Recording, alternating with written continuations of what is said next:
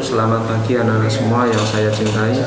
Alhamdulillah pada kesempatan pagi hari ini kita bertemu kembali untuk mengikuti kegiatan pembelajaran yaitu fisika di pertemuan yang kalau tidak salah keempat ya. Pada pagi hari ini saya akan menyampaikan materi yaitu pengukuran. Adapun tujuan dari materi pengukuran ini dengan dasar adalah nanti anak-anak bisa menjelaskan tentang apa ya pengertian tentang pengukuran. Kemudian setelah pembelajaran ini anak juga mengerti tentang dimensi dimensi karena pengukuran nanti ada besaran, kemudian ada besaran pokok, ada besaran turunan dan juga satuan. Sehingga nanti anak-anak semua akan lebih paham dan mengerti tentang tujuan dari materi ini.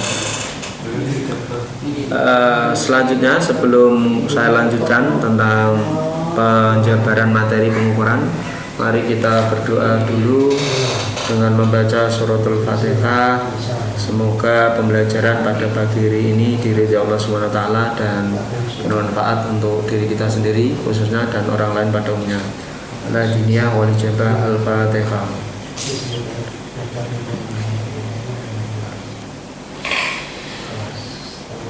Terima kasih anak-anak semua. Sebelum kita beralih untuk mempelajari pengukuran, maka kita mengenal dulu yang namanya besaran. Karena ini ada satu keterkaitan antara besaran dengan satuan. Nah, apa yang dimaksud pengukuran? Pengukuran di sini ya, pengukuran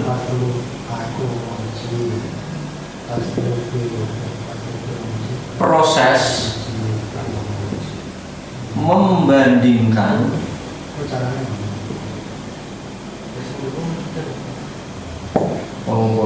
proses membandingkan nilai besaran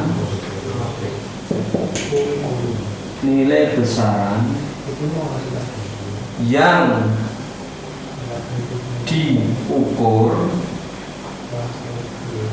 diukur dengan besaran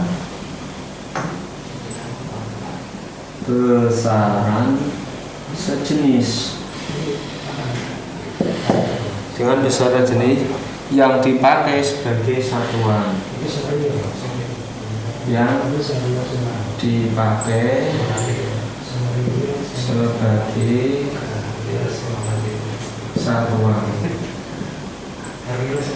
Sama lagi,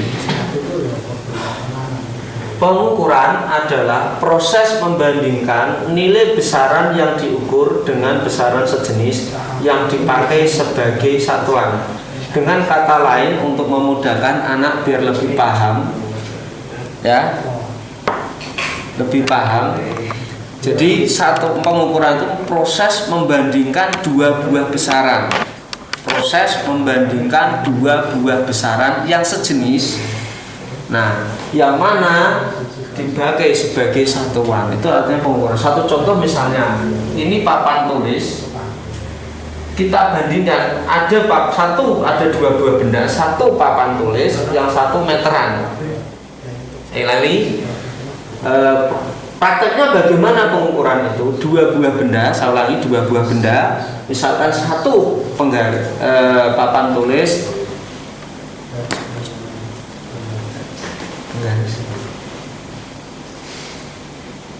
Nah, satu contoh dua buah benda ini penggaris, ini papan tulis. Bagaimana yang dinamakan pengukuran itu yang seperti apa? Nah, kita bandingkan ini papan tulis penggaris, kita bandingkan. Nah, dengan cara apa? Dibandingkan seperti ini.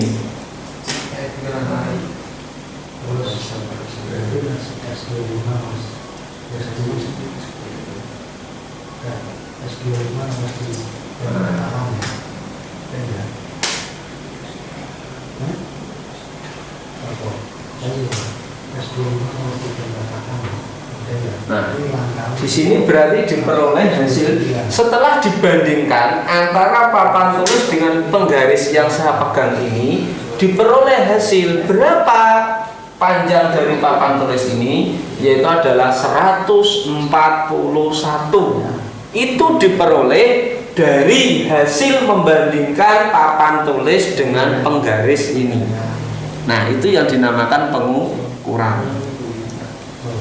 Nah, di dalam pengukuran, hasil dari pengukuran namanya dikatakan besaran. Jadi hasil dari pengukuran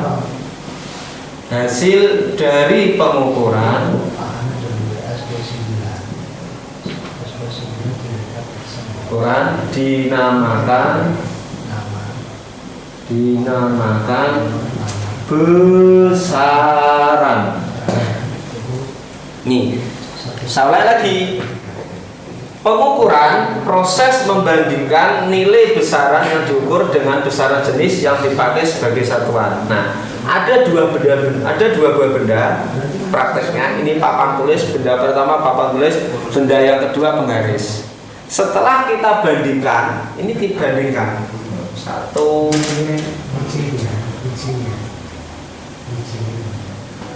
dua, tiga,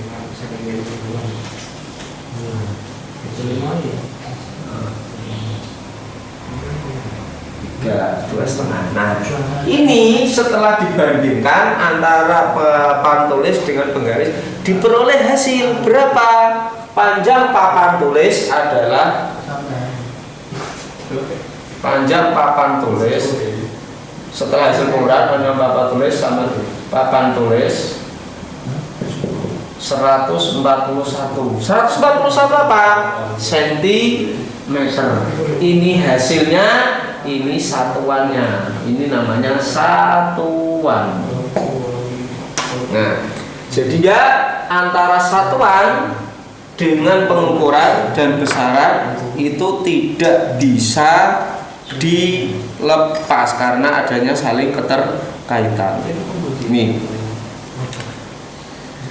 Maka dari itu dapat diperoleh besaran adalah sesuatu yang dapat diukur dan mempunyai nilai yang dapat dinyatakan dengan angka dan memiliki satuan tertentu. Sehingga saat ini saya tulis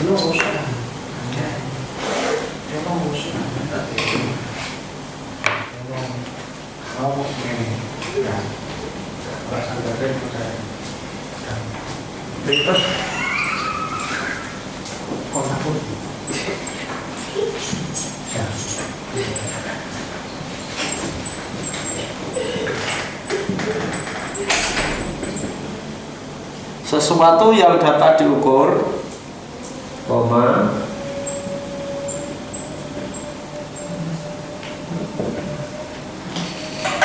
mempunyai nilai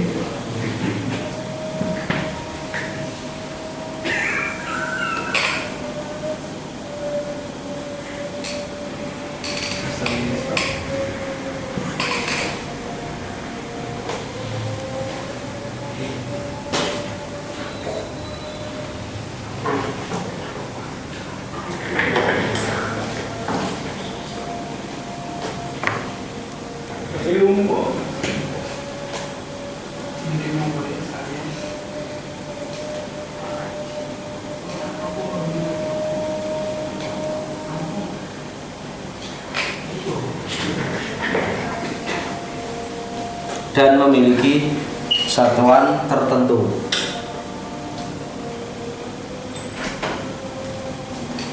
Nah, nih, jadi besaran adalah sesuatu yang dapat diukur, mempunyai nilai yang dapat dinyatakan dengan angka-angka dan memiliki satuan tertentu. Sehingga pengukuran, besaran, dan satuan nanti adalah satu kesatuan yang tidak dapat dipisahkan. Nah, dari pengertian ini dapat diartikan bahwa sesuatu dapat dikatakan besaran itu apabila memenuhi 3 syarat. Syarat-syarat dikatakan syarat-syarat dari besaran. Ya, ini diperhatikan dulu anak-anak sebelum saya hapus. Mulai dari pengukuran, proses membandingkan nilai besaran yang diukur dengan besaran sejenis yang dipakai sebagai satuan. Hasil dari pengukuran dinamakan besaran. Nah, besaran adalah sesuatu yang dapat diukur, mempunyai nilai yang dapat dinyatakan dengan angka-angka satuan tertentu. Syarat-syarat besaran.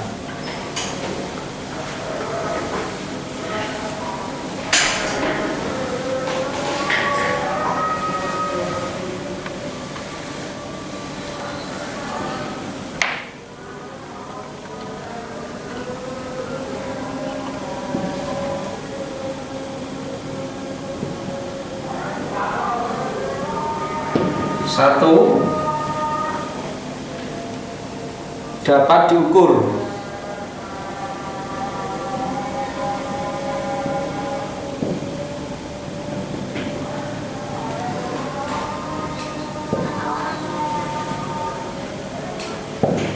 Dua,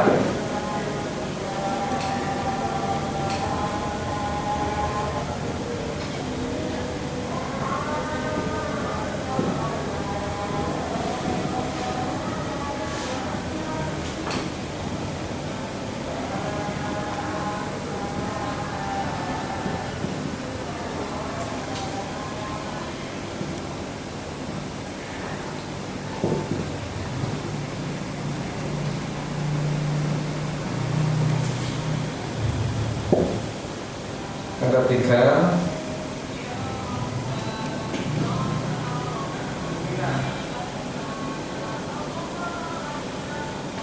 nah, dari pengertian besaran yang telah saya paparkan tadi, maka dapat diambil alih atau dapat ditarik kesimpulan syarat-syarat besaran. Satu, dapat diukur atau dihitung. Dapat diukur, dapat dihitung. Contoh tadi papan tulis dapat diukur, kemudian dapat dihitung, dan hasilnya ada. Hasilnya bisa ditulis, diperoleh. Nah, yang kedua, dapat dinyatakan dengan angka-angka atau nilai tertentu. Nah, setelah dibandingkan tadi antara papan tulis ini dengan penggaris ini, diperoleh angka-angka. Angkanya berapa hasilnya? 141. Itu berarti hasil dari pengukuran. Kemudian memiliki satuan 100 dari pengukuran, dari proses membandingkan papan tulis dengan penggaris, diperoleh hasil 141. Nah, 141 ini 141 apa? Nah, kan belum jelas. Maka untuk biar jelas diperoleh hasil yang paham, konkret, satuannya apa tadi? Yaitu sentimeter. Sehingga 1 sentimeter ini adalah merupakan satuan. Saya kami ya anak-anak semua ya. Jadi ini tentang syarat-syarat besaran. Nah, besaran sendiri dalam fisika, besaran dibagi menjadi dua. Dalam fisika,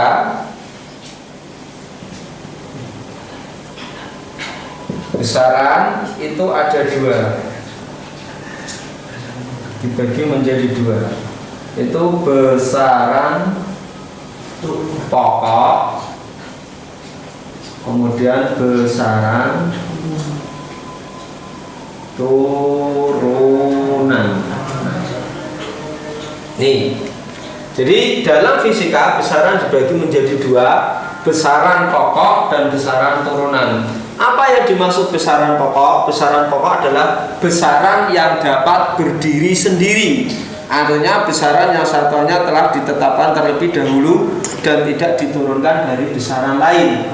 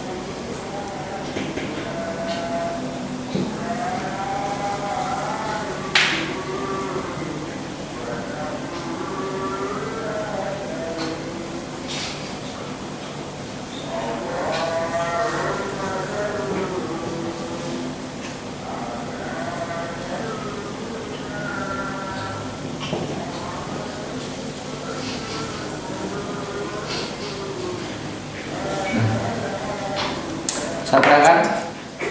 Dalam fisika, besaran dibagi menjadi dua, yaitu besaran pokok dan besaran turunan. Besaran pokok dan besaran turunan. Apa yang dimaksud besaran pokok? Besaran pokok adalah besaran yang satuannya telah ditentukan terlebih dahulu dan tidak diturunkan dari besaran lain. Dalam kata lain, lebih jelasnya, simpelnya adalah besaran yang dapat berdiri sendiri. Artinya besaran yang berdiri sendiri tanpa ada bantuan atau turunan dari besaran lain. Ini besaran pokok. Kemudian yang kedua, besaran turunan. Apa besaran turunan? Besaran yang diturunkan dari besaran pokok atau dari besaran-besaran pokok. Sama ini. Jadi besaran yang diturunkan dari besaran-besaran pokok. Nih. Nah, jadi sekali lagi bahwa dalam fisika besaran ada dua, besaran pokok dan besaran turunan. Besaran pokok, besaran yang satunya telah ditentukan terlebih dahulu dan tidak diturunkan dari besaran lain. Kemudian besaran turunan, besaran yang diturunkan dari besaran-besaran pokok. Sekarang contoh-contoh besaran pokok. Dipahami dulu anak-anak, diperhatikan sebelum saya hapus.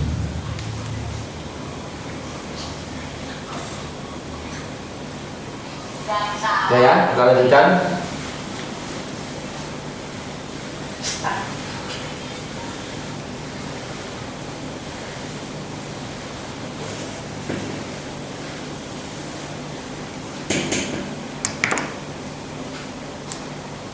Sahabatan bantan.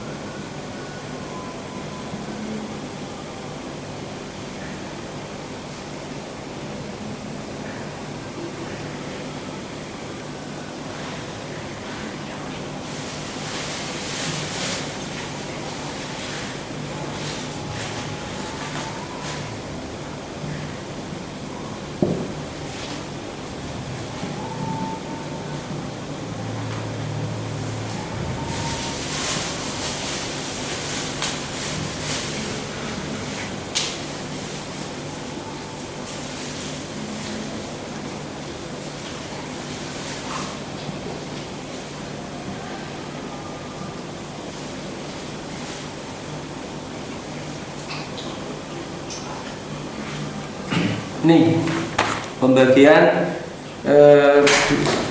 besaran pokok, bahwa besaran pokok dibagi ada 7. Besaran pokok ada 7: panjang, massa, waktu, suhu, kuat arus listrik, intensitas cahaya, dan jumlah jam. Panjang satuan SI, satuan internasionalnya meter, disingkat M. Sedangkan satuan CGS ini satuan artinya satuan di bawahnya. Artinya ini hanya berlaku di daerah tertentu.